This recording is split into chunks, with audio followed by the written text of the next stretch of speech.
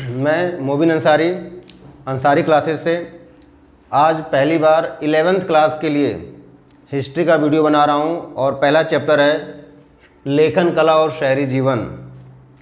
लेखन कला और शहरी जीवन, इसमें सबसे पहले क्वेश्चन बनता है कि लेखन कला की शुरुआत कहाँ से हुई।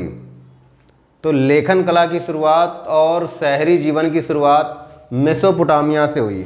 लेखन कला और शहरी जीवन की शुरुआत कहाँ से हुई?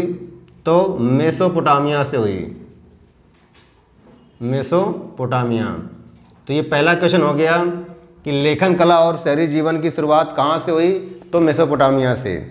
दूसरा क्वेश्चन आता है कि मेसोपोटामिया से आप क्या समझते हैं, या मेसोपोटामिया के विषय में आप क्या जानते हैं, उल्लेख कीजिए।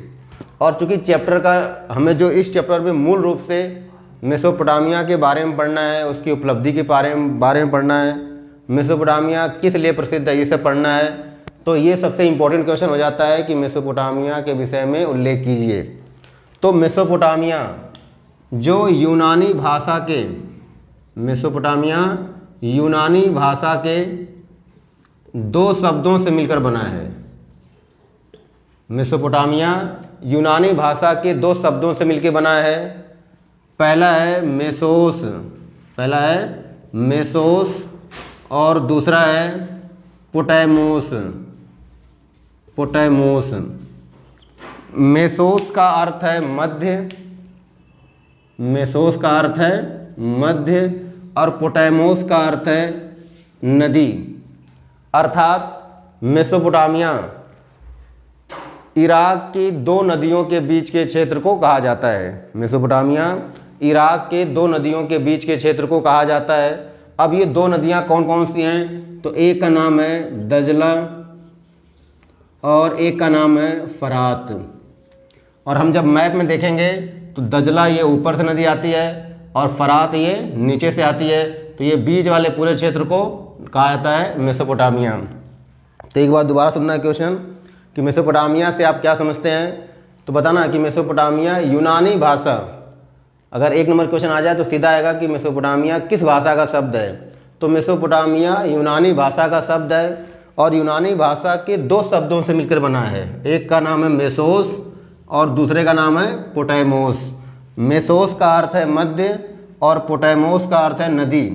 अर्थात इराक की दो नदियों दजला और फरात के बीच के क्षेत्र को मेसोपोटामिया कहा जाता है। अब इसी में दूसरा क्वेश्चन आ जाएगा कि मेसोपोटामिया वर्तमान में किस देश में स्थित है।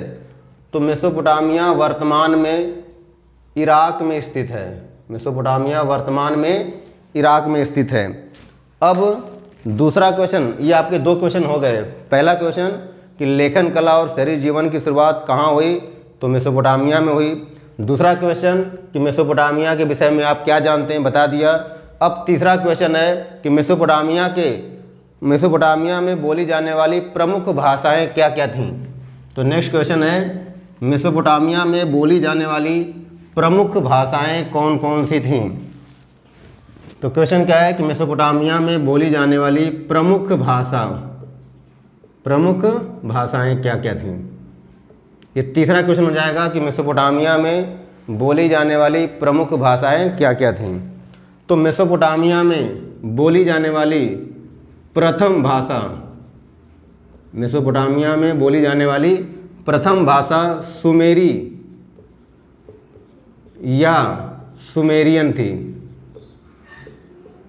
सुमेरी या सुमेरियन थी। मेसोपोटामिया में पूरा आंसर लिखना है कि मेसोपोटामिया में बोली जाने वाली पहली भाषा सुमेरी या सुमेरियन थी, जो लगभग 3200 ईसा पूर्व में, 3200 ईसा पूर्व में बोली जाती थी। तो पहला पॉइंट हो गया कि मेसोपोटामिया में बोली जाने वाली पहली भाषा सुमेरी या सुमेरियन थी, जो लगभग 3200 ईसा पूर्व में बोली जाती थी। दूसरा पॉइंट कि मेसोपोटामिया में बोली जाने वाली दूसरी प्रमुख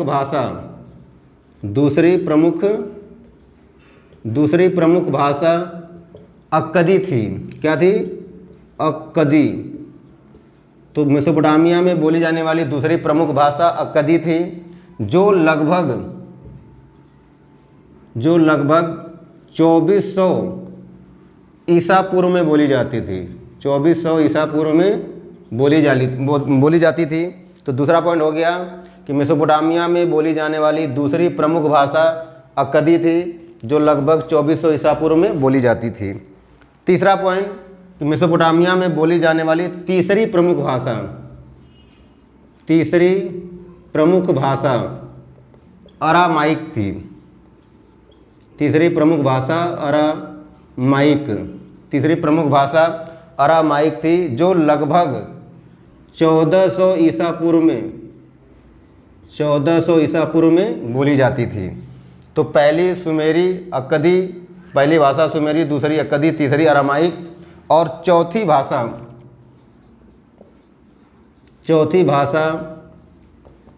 हिब्रू।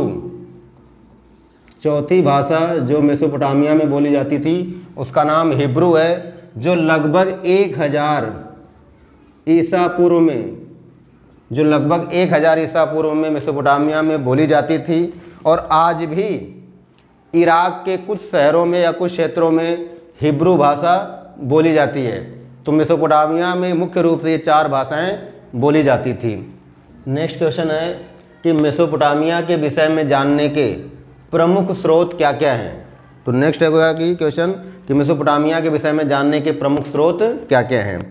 तो मेसोपोटामिया के विषय में जानने का सबसे प्रमुख स्रोत एक तो है पुरातात्विक स्रोत।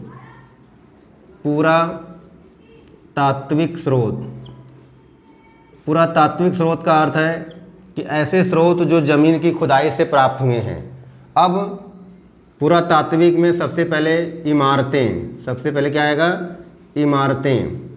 अब जब इमारतें हैं तो इमारतों के अंदर से क्या मिली हैं? मूर्तियाँ। तो दूसरा पॉइंट क्या हो गया जानने के स्रोत में? मूर्तियाँ। और मूर्तियाँ हैं तो मूर्तियाँ किससे लदी हुई हैं? आभूषण से। तो तीसरा क्या हो गया? आभूषण।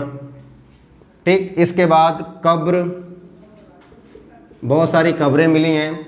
अब कब्र से क्या मिलेगा? औजार। ठीक, तो औजार भी मेसोपोटामिया के विषय में जानने के स्रोत हैं। और इसके साथ साथ मेसोपोटामिया के जानने का दूसरा प्रमुख स्रोत है दस्तावेज। दूसरा प्रमुख स्रोत क्या है? दस्तावेज। दस्तावेज अर्थात उस समय के विचारकों द्वारा जो भी दस्तावेज लिखे गए थे, उन दस्तावेजों से भी हमें मेसोपोटामिया के विषय में जानकारी प्राप्त होती है। तो दोबारा जानना है कि मेसोपोटामिया के विषय में जानने का सबसे प्रमुख स्रोत है पुरातात्विक स्रोत। इसको पहले बताना है कि ऐसे स्रोत जो ज़मीनों की खुदाई से प्राप्त हुए हैं उन्हें पुरातात्विक स्रोत कहते हैं।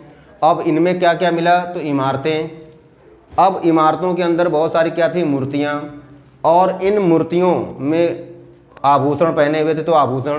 तो इसका मतलब इमारतों के द्वारा, मूर्तियों के द्वारा, आभूषणों के द्वारा हमें मेसोपोटामिया के बारे में जानकारी मिलती है। और बहुत सारी कब्रों का प्रमाण मिला है। इन कब्रों से हमें औजार मिले हैं। तो इनसे भी हमें इतिहास मेसोपोटामिया के बारे में जानने की जानकारी मिलती है या जानने का मतलब मौका मिलता है। और इसके साथ साथ दस्तावेज, उस समय थोड़े बहुत दस्तावेज भी मिले हैं जिससे हमें मेसोपोटामिया की जानकारी मिलती है। और इन्हीं से पता चलता है कि मेसोपोटामिया उस समय अपनी संपन्नता के लिए, शहरी जीवन के लिए, आर्थिक समृद्धि के लिए, लेखन कला के लिए, गणित के लिए जाना जाता था। तो इस तरह से आज हमने मेसोपोटामिया के बारे में जो शुरू के कुछ इंपॉर्टेंट क्वेश्चन वो हमने पढ़ लिया। अब इसके बाद लॉन्ग क्वेश्चन पढ़ेंगे जिसमें आएगा उर नगर की विशेषता, मारी नगर की विशेषता, उरुक नगर की विशेषता, यहाँ के मंदिरों की विशेषता। अब वो इसके नेक्स्ट पार्ट में पढ़ेंगे। धन्यवाद।